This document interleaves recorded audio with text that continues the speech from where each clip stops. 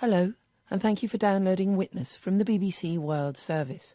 And this year marks 4 decades since the former Beatle, George Harrison, organised the first big rock benefit gig, the Concert for Bangladesh. Simon Watts reports. It's 1971. George Harrison has brought rock legends like Eric Clapton, Bob Dylan and Ringo Starr together for a special concert. Backstage at Madison Square Garden, New York, the musicians are tense. It was very exciting. We'd been in the dressing room sitting there for maybe an hour. We'd had all the ups and downs of the dressing room, the big buzzy conversation and then the absolute silence when Dylan walked in. And out in the hallway there's George in a white suit. Joey Molland from a group called Badfinger was part of the backing band that day. So we go out, the crowd is going crazy, of course, cheering, and we just went on stage. We were all rehearsed, and we just sat down and waited for the count, made sure the guitars were in tune, and away we went. Of course, the very start of the show was wah-wah, and I can hear the horns, the da-da-da-da-da-da-da. We were sitting right next to the horns. The whole thing was just electric. It was really exciting for me, imagine me, I'm just a bloke from Liverpool, playing the guitar, sitting on that stage with all those guys. It was fantastic.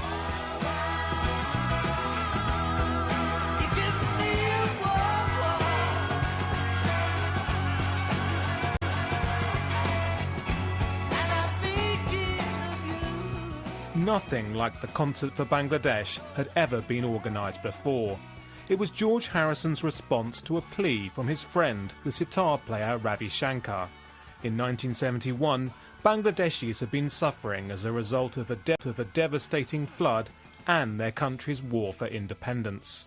Mr. Harrison, with all of the enormous problems in the world, how did you happen to choose this one to do something about? Because I was asked by a friend if I'd help, that's all.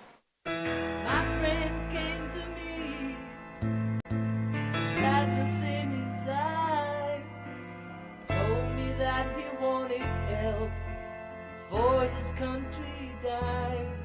Within weeks, George Harrison had written a charity song and persuaded his rock star friends to drop everything and head for New York. Bangladesh, Bangladesh. As they started to rehearse, the project grew and grew. Through the week, the different musicians came and the band built up. Until Saturday, we had that enormous band on stage. The thing I'm trying to get to is how much work George put into it, because with each one of those players, George went over those songs. Was George nervous? Yes, I think he was. I think he put a lot of work into it to make sure he felt good, Of course, he was going to have to front the concert as well, which is something he'd never done in the Beatles.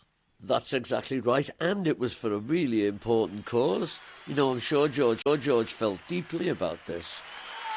I'd just like to say before we start off with the concert, to thank you all for coming here. As you all know, it's a special benefit concert. We've got a good show lined up, I hope so anyway. First part of the concert is going to be an Indian music section. Appropriately, the concert started with a performance by Ravi Shankar himself. Then George Harrison brought out his friends and performed some of his biggest hits.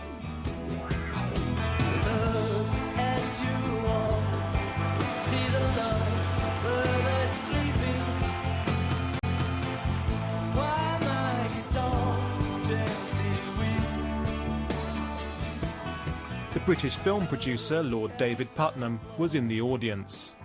I loved his diffidence. He was quite nervous, people seem to have think. Oh, extremely, and it came across. I think it wasn't something he was that comfortable with. What was nice was the evident warmth for him, that these people had turned up for him. There was huge warmth towards George. I think they knew they were doing something that hadn't been done before. I remember my whole attitude to Eric Clapton. I had to rethink it. I thought, actually, he's got to be a really good guy. Clearly he's put himself out here. Clapton, I think, dug very, very deep. But the other sense was that probably George couldn't have done it without him, because there's 2 or 3 moments where there's things happening on the stage where you actually get the sense he's looking at Clapton. I've looked at the DVD many times, where he's looking at Clapton for reassurance. And the fact that Clapton's there, I think was a big factor for him. You can hear the guitars sort of playing around each other and almost talking to each other. A very well made point. It's absolutely true. And what happened was George grew, actually, I think, during the concert.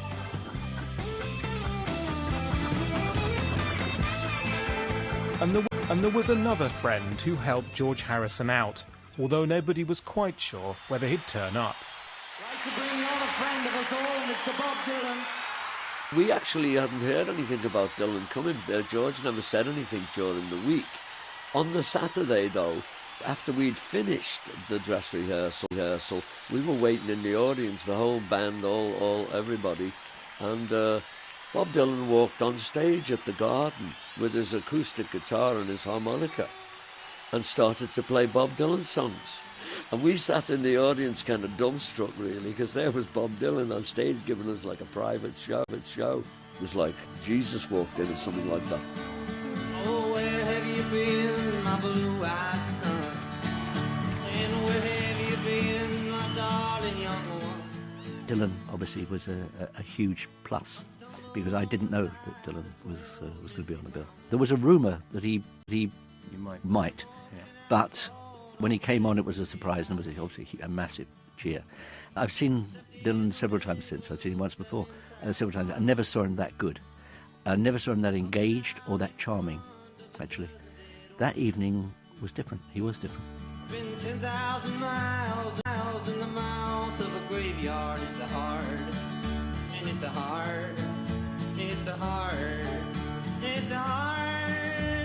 hard rain's gonna fall. By the end of the show, there'd also been amazing performances by more of George Harrison's friends, like Billy Preston and Leon Russell. For the finale, George led the band in a rousing version of his charity song.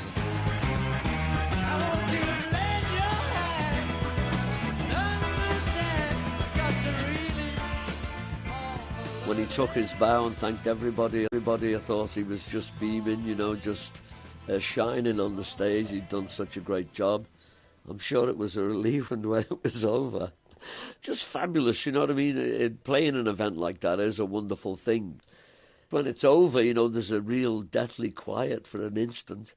And then everybody goes mad, you know what I mean? And we're all banging on guitars and doing all that stuff, Joey Molland went on to make more records with Badfinger and has just made a new album.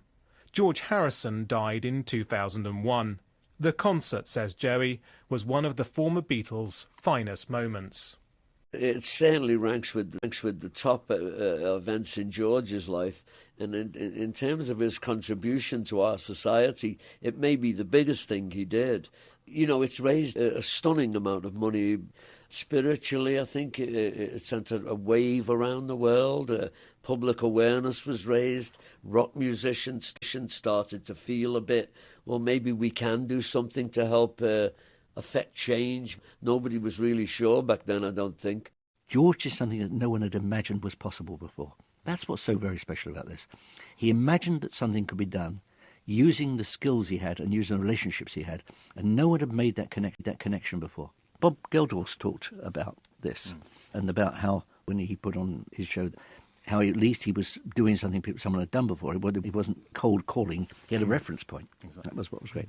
I've got particularly warm memories of him, but that made him extraordinary. And that, in a sense, makes him more extraordinary, most extraordinary of the four Beatles. Lord Putnam later became a good friend of George Harrison and is now an ambassador for UNICEF, the charity which he helped in that concert 40 years ago. Simon Watts. For details of our complete range of downloads and our terms of use, go to bbcworldservice.com/podcasts.